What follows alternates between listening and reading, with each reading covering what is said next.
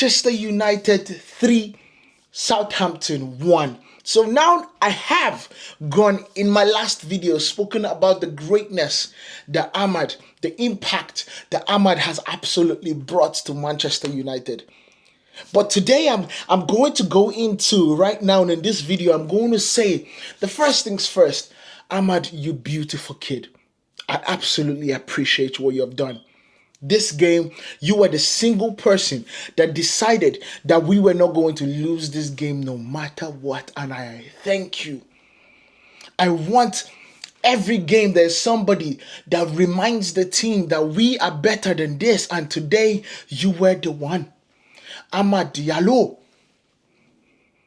Ahmad Diallo. Nagodi. Thank you. I appreciate it. This was a fight. We were coming into this team after playing 120 minutes plus penalties. We were coming into that game after playing Liverpool, one of the most physical teams and the most mentally draining teams. So we understood that the team was fatigued. I understand that the team was fatigued. But when it comes to playing for Manchester United, it's a demand. It's a demand that you burn out. It's a demand that you give everything. It's a demand. It's not like you're working at a cubicle. You are playing for Manchester United. Brother, give us everything. And that is what Amad Diallo did today. That is what Amad Diallo did today. But now let me swing and give a little bit of spotlights to the players that I actually believed did really well today. Did really well today. Under the circumstances. Number one, Andre freaking Onana. Brother, the double saves. The saves in the first half. If we did not have Andre Onana in that goal post, I am telling you, that game could have been 5-1 going into the halftime. That is how good Andre Onana, bro, was saving the Titanic at this point. And that it blows my mind to see that we were playing that way against Southampton.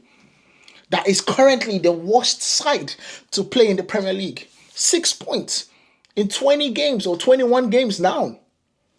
6 points. And I understand. I understand how the Premier League is. Every single team has quality in the Premier League. Every single team have good players in the Premier League. But I have to give Andre Onana credit. Now let's go into the back line. Matthijs de Ligt did okay. I'm not going to lie. He did okay. Now, in this system, it is quite hard for you to play well when two of your defenders on the other side are not having the greatest games. When you have a hole in the middle, when your midfielders are jumping and not actually based on the fatigue, and not actually jumping at the right time, and not actually filling up the gaps where they're meant to play. Those are the things that affect a defender, in this system especially. Now, Matthijs de Ligt actually did well in my opinion. He covered the places, he defended the ball, the blocks that he did were pretty good. I gotta give him credit. Now let's go to Leny Yoro. Let us not forget that Leny Yoro is an 18-year-old defender that has world-class attributes. But he's still 18-year-old. Let's not forget that. Today, Suleimani, he took him for a spin. Bro, it was a roller coaster.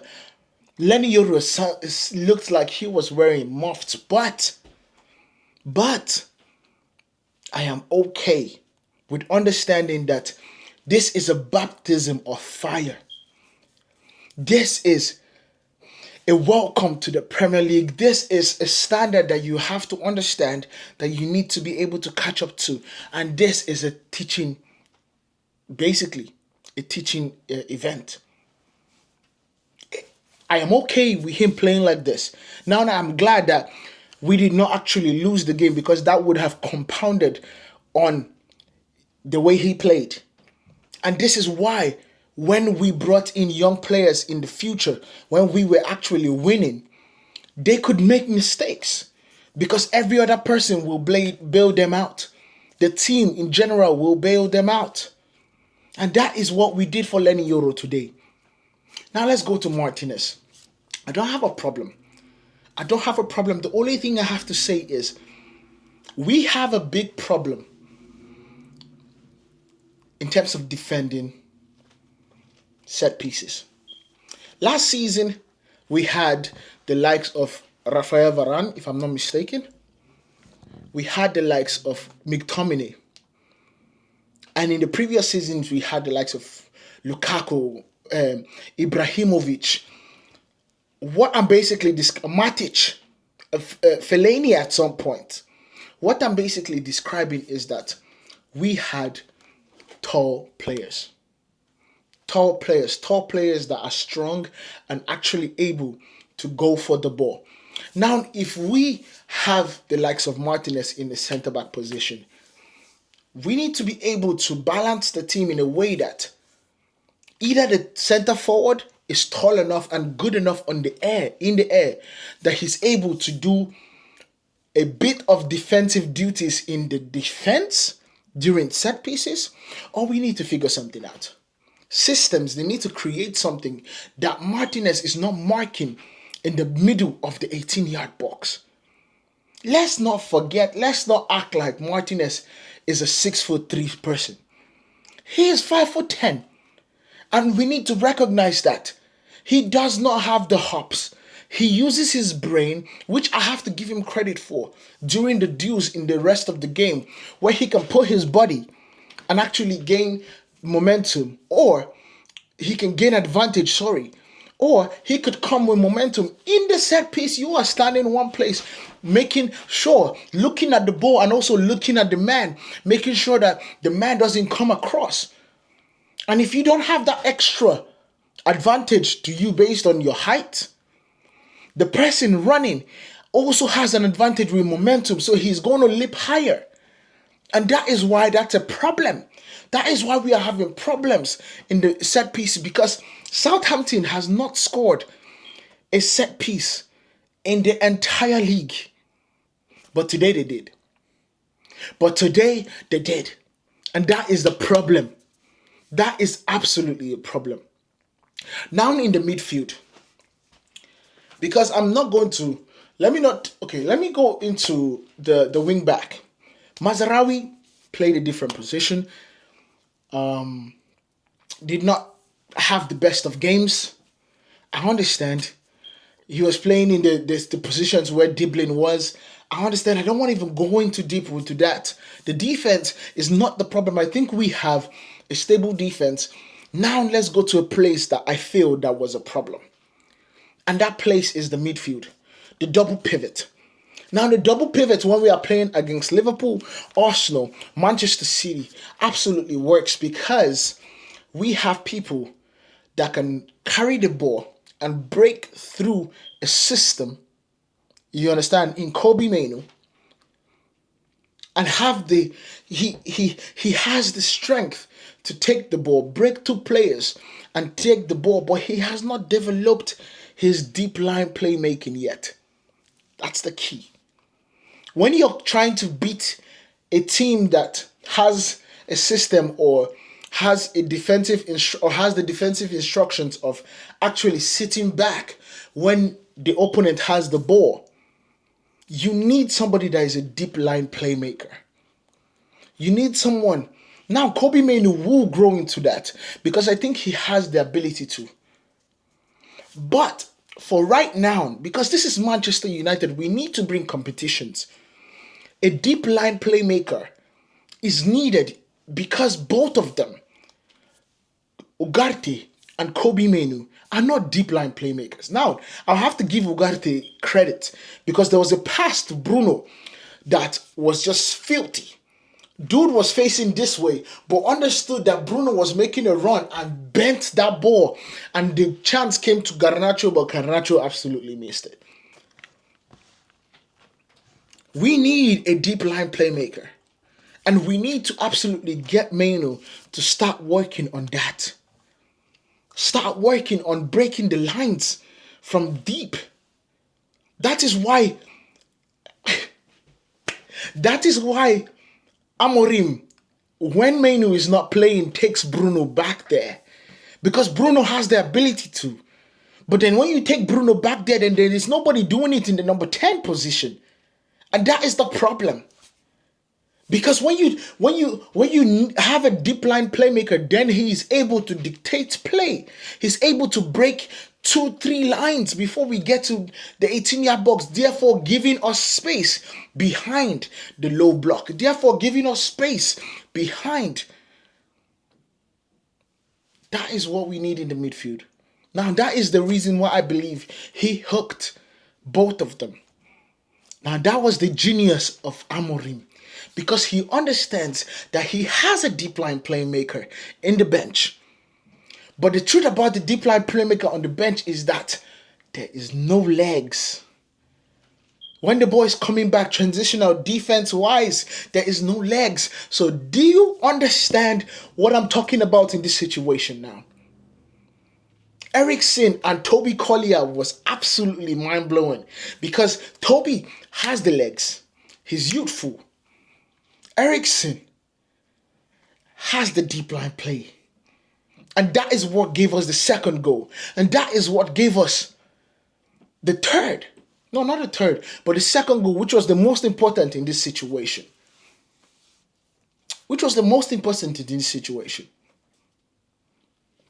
So that's that.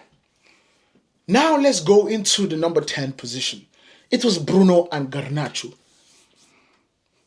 Bruno, not his best game, but I understand. He has done so many things. He outran. His legs might just be fatigued. He's human after all. Garnacho, decision making again, but I don't actually think he did a bad game. I don't actually think he actually played bad today. I actually think he actually played pretty good for my liking. Now, there are places where he could improve. There are situations where he could improve. The goal that he missed could absolutely have given us a break. This would have not needed a heroic performance from Ahmad for us to actually get the win. If we scored against Southampton in the first half, in the first 20 minutes, it's over. Because they don't have the confidence to come back. They really don't. And that is still stated by their coach. Their coach says they don't have the street smarts to gain the victory. That also works when you go 1-0 down. They still do not have the street smarts on how to crawl out of the depths of losing 1-0 at Old Trafford. You get? So now let's go to Rasmus Højlund. Every single person that knows in our channel knows that I love this player's attributes. I love Rasmus Højlund. Pause. He has everything. He has the pace. He has the strength. He has the finish. But for crying out loud, Rasmus, you need to want to score more than you want to create a free kick. You need to be thorough about trying to score. You need to have a hunger, an insatiable hunger about putting the ball in the back of the net that players around you are like, hey, brother, chill. That is what you need to do. If it means you going into the gym and lifting, bro, go lift. Bro, go lift because, bro, nothing stuck on your feet today. Nothing stuck on your feet today. In basketball, when you... sorry, not in basketball, but in football, American football, when you drop too many passes, do you know what you do? The entire day, the entire week of practice, you have the ball in your hand. Guess why? Because they want to keep on getting used to the ball. They don't want that ball to drop anymore. Rasmus, you need to carry that ball and keep it on your feet the entire week. Now, I know we don't have a week before we play Brighton on Sunday. But I'm telling you, from today as you get home, Rasmus Højlund, let that ball stick to your foot. Let that ball stick to your foot. Even your girlfriend at home, let her pass you the ball hard. Because she doesn't have techers to pass you a perfect pass. Let her give you the ball hard. Pause. And you stop the ball immediately. That is what you need to do. You need to start putting in a lot more. You need to start putting in a lot more. Because, listen, you are playing for Manchester United. Brother, come close. Come close. Let me tell you something. That is one of the most difficult positions in the world. In Manchester United, you are playing a position that George Best came through, that Eric Cantona came through, that Van Nistelrooy came through, that Cristiano came through, that Wayne Rooney came through. Brother, there are some big shoes to fill. And if you are not ready, someone else to take it. And you saw that. You saw that when Xerxes came off the bench. Every single thing when it came to the link up got better. Bednarek, they kicked the long ball because the moment Xerxes came, it became a situation where the second run was now a threat. Everybody understands that the second ball, when it comes to a goal kick or a long ball, the second ball is a huge threat because usually it is the last defender that is going in for the first. So if your center forward actually wins that and be able to nod it forward, and your winger is making the run, you have a free goal. Garnacho had the chance. And that is what Xerxes did today. Because the ball came, Xerxes nodded the ball. This is somebody that doesn't do it in Bologna. So between him coming in the summer and him right now, Xerxes has actually improved in terms of nodding the ball. He jumped, big body, and got the ball against Bednarek that's actually taller than him. Now Xerxes is a tall kid. 6'3", if I'm not mistaken. But Rasmus, you're 6'2". You're 6'2". You know what your goalkeeper is going to do. You have the chance of actually coming in through with momentum. You need to do better. Now let me go to Xerxes. Xerxes, you absolutely beautiful kid. Your resilience is exemplary. Your resilience is exemplary, and I want to see more. Feed me more. Shout out Xerxes. Now to the manager. I gotta give you credit, brother. You absolutely should have started Xerxes based on what he did against Arsenal. But I understand the sentiment of starting Højlund because he really did not do much to get dislodged. And Xerxes really did not do that well to actually dislodge Højlund. And you have a style of striker in your mind. I understand that. And that's why I'm giving you a pass today, in my opinion. Of course, you guys know that I'm giving him a pass for the entire season. This is his preseason for me. However, we need to win games. We are 12th currently. We need to start climbing up this table and fast. So, this is a good one. I think this has been a long video for a reaction, but I wanted to actually explain the majority of how I see the game to you guys. And that is why it's this long. So I hope if you are still watching, make sure you guys hit that like button, comment down below about this whole analysis that I have just given and reaction to this game, and follow and comment down and subscribe most especially.